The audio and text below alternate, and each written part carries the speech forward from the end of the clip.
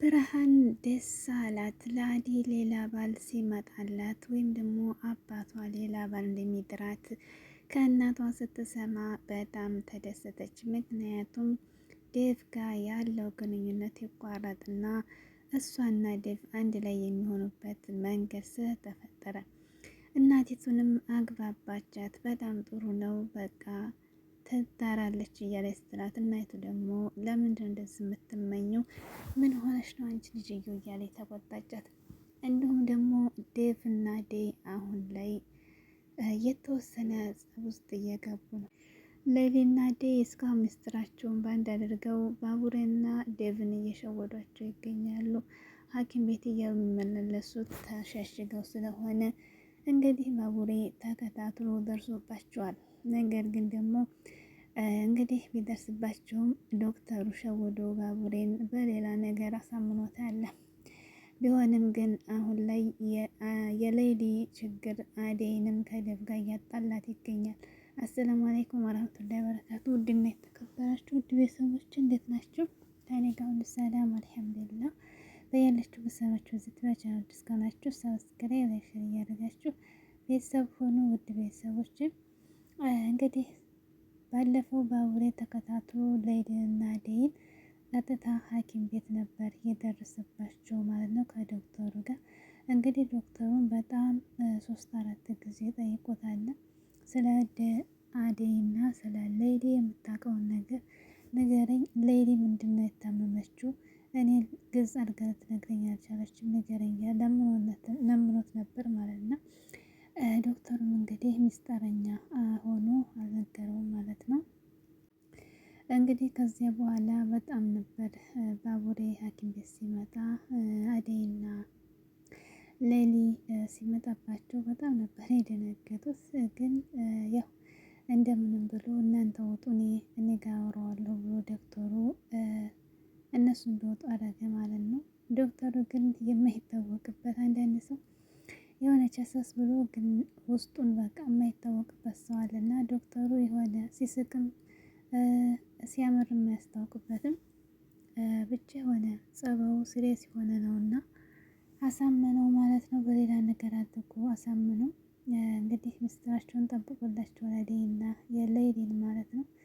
እንደዛ በሌላ ነገር ሲያሳምነው ደግሞ ባቡሬም አመነ። ምክንያቱም የማመን ግዴታው ነው። ከዚያ በኋላ ቀጥታ ወጥቶ ነበር እያያቸው ተቆጥቶ አልፏቸው የሄደው ማለት ነው። ለምለም ለልዬ እንግዲህ ተከተለችው። አዴይ ደግሞ ዶክተሩን ስታናገረው ነግሬዋለሁ ሁሉም ነገር ሲላት በጣም ነበር የደነገጠችው።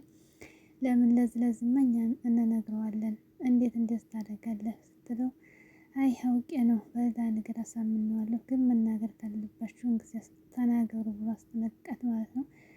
እንግዲህ ሌሊ ጋ እያለች ዴቭ አዴይ እንግዲህ ዴቭን ጣል አድርገዋለች ማለት ነው። ጊዜም እየሰጠችው አይደለም። ሲጀመር ያው ሌሊ በጣም ምርጥና የዋና ጓደኛዋ ነች። ባቡሬንም የሸወዱ አዴይም ደግሞ ያው ለዴቭ በቂ ሰዓት አልሰጠችውም። ሌሊ እያለች ሌሊ ጋ ነው እንትን የምትለው። አጋጣሚ እንግዲህ ለባቡሬና ሌሊ ሲያልፉ ሲያቸው ሌሊን ይዞ ዴቭ አጭር ጥያቄ ነበር የጠየቃት። ቆይማ አንቺ ጋር እያለች ነው ሁል ጊዜ የምትመጣው? ምንድነው ነገሩ? እኔ አልገባኝም። ሁሉ ነገር ትተዋለች ብሎ ሌሊ ላይ ጮኸባት ማለት ነው። አንቺ ራስ ወዳድ ነሽ፣ ስለዚህ ከእኔና እሷ እየተለያየን ጊዜ እየሰጠችኝ አይደለም፣ አንቺ የራስሽን ነገር ነው የምታሳኪ ብሎ አስቀየማት ማለት ነው። ያው መታ ከባቡሬ እናት ጋር በጣም እያለቀሰች ነበር ሌሊ ማለት ነው። ምክንያቱም እኔ ራስ ወዳድ ነኝ እንዴ ብላ ነበር ራሷን የጠየቀችው። አንዳንድ ጊዜ ከባድ ነው በእውነት። እና እንግዲህ ይቅርታ ጠይቋት፣ በቃ ችግር የለም ይቅርታ ጠይቋት። አቅፎ ሲያባብላት አዴይ መጣች ማለት ነው። በጣም ነበር ድንገት ያለችው። ነገር ግን እያለቀሰች ስለሆነ ነገር ተረታለች አዴይም ማለት ነው። አዴይም እንግዲህ ከዴቭ ጋር ወሬዋን ቀጠለች ማለት ነው።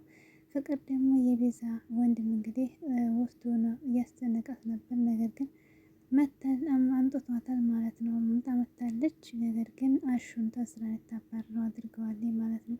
ተባበሪ ብሎ እንኳን የዋሸውን ነገር እንዳላገኘ እንዳያገኛትና እንዳልፈለጋት ትምህርት ቤት እንድትመለስ እንዳያገኛት ዋሽቶ ነበርና እሷ ደግሞ ይሄን አጋጣሚ ነበር ፍቅር የምትጠብቀው። ያው በዚህ ነገር ከእናቷ ጋር ልታጣለው ድርድር ገብታለች ማለት ነው። ሮማንና እንግዲህ እንትና ሩታዬም ቢያስተባብሩለትም አልሰማቻቸውም። እንግዲህ ፍቅር ያው ተናግራለች ማለት ነው። ቤዛ ደግሞ ከዛ ቤት አንድና ሁለት ያስወጣታለች ማለት ነው። የፍቅር እናት ዴቭ እንግዲህ አደይን ታገኛት በኋላ ተረጋግቶ እያወሩ እንግዲህ ተቀምጠዋል። የአደይ አባት ደግሞ ሌላ ባል አምጥቶላታል። ያንንም ደግሞ እናይቱ አልፈልግም ብላ መልሳለች። በግድ ስታራለች ብሎ አጎቷም ከእናቷ ጋር አውርቷል ማለት ነው። ያን ነገር ደግሞ ለብርሃን ስትነግራት ብርሃን በጣም ነው ደስ ያላት። ምክንያቱም አደይ ሌላ ሰው አገባች ማለት ብርሃን ከዴቭ ጋር ትሆናለች ማለት ነው። እና በጣም ያሳዝናል። አንዳንድ ጊዜ ፍቅር እውር ነው። ነገር ግን ደግሞ ያው እንደዚህም የራስን ሰው ያስጠቃል ማለት ነው። እና ዴቭ እንግዲህ መጀመሪያ ሲወድና አደይ ጋር አደይ አልተናገረችም ማለት ነው። እና በዛ ምክንያት ነው እንግዲህ የአደይ መሆኑን ሳታውቅ ብርሃንም ፍቅር የያዛት ማለት ነው። እና ከባድ ነው። አንድ ነገር ቤተሰብ ታላወቀው ያው ቤተሰብ የአደይን ሚስጥር ስለማያውቁ ሩቅም ስለሆነ ደግሞ ብርሃን እንግዲህ ይሄን ነገር አላሰበችም። ሳታስበው ነው ፍቅር የያዛት ከዴቭ ማለት ነው። ቀጣይ እንግዲህ አደይ አባት ይሰጣታል፣ ታገባለች። ወላ ዴቭ እና አደይ ይጋባሉ እናያለን ማለት ነው። ብርሃንስ እንዴት ትሆናለች?